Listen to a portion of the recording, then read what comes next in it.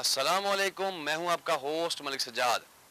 आज हम आपको इस्तांबुल का जो मरकज़ है, कारोबारी मरकज़ था, 1000 कबल मसीह से ये एरिया आबाद है और इसी को इस्तांबुल कहा जाता था। ये वो जगह है जहाँ शिप आकर दूसरे ममालिक से लगते थे और शिप की तजारत यहाँ पर होती थी और यहाँ से इंपोर्ट एक्सपोर्ट और काफ़ी सारी फ़िल्में इस जगह बनाई गई हैं। और ये वो जगह है जहाँ कोई भी टूरिस्ट आता है तो यहाँ पर ज़रूर आता है। जो इस्तांबुल में लोग आए हुए हैं उनको तो काफ़ी बेहतर इस एरिया के बारे में पता होगा। ये जनाब पीछे सुलेमानिया मॉस्क है जो सुल्तान सुलेमान ने बनवाई थी, और अगर उस तरफ दिखा सकें तो आया सोफिया है, हेगिया सोफिया जिसको कहते हैं इंग्लिश में। तो मैं कोशिश करता हूँ कि इंग्लिश के जो अल्फाज है वो कम इस्तेमाल करूँ, लेकिन हमारी लैंग्वेज की प्रॉब्लम है कि उसमें इंग्लिश के काफ़ी सारे लफ्ज़ हैं। तो ये समुंदर का वो हिस्सा है वो जो आगे जाकर ख़त्म हो जाता है समुंदर। इसके अंदर एक झील की नुमा शक्ल है।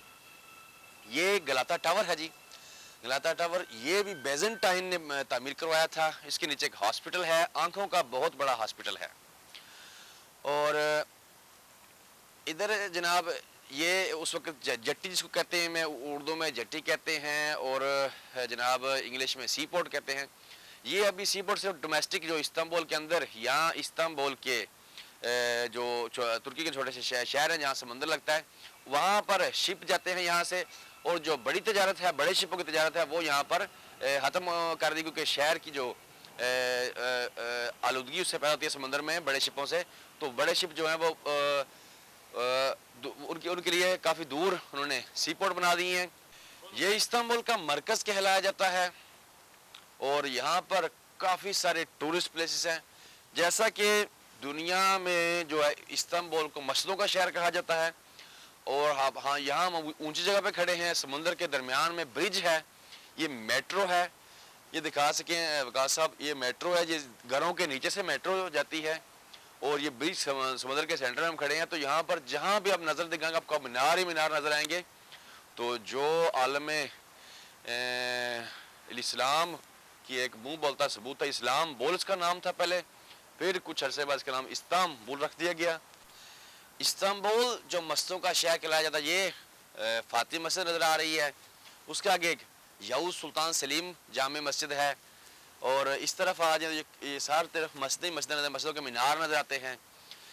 यहाँ पर काफ़ी अर्सा हमने गुजारा है। ये सारी चीज़ें हमारे देखते थे बनी हैं, मेट्रो वगैरह, और काफ़ी यहाँ पे तजारती, जैसे कि मैंने बताया वीडियो के शुरू में कि 1000 कबल मसीह यहाँ पर तजारत का मरकज़ था। आज से नहीं, यहाँ गुज़श्ता 100 साल से नहीं, तो सल्तनत उस्मानिया ने पूरे तकरीबन 600 साल यहाँ पर हुकूमत की, और उसके बाद अपने तुर्कों के पास है, ये तुर्की के पास है।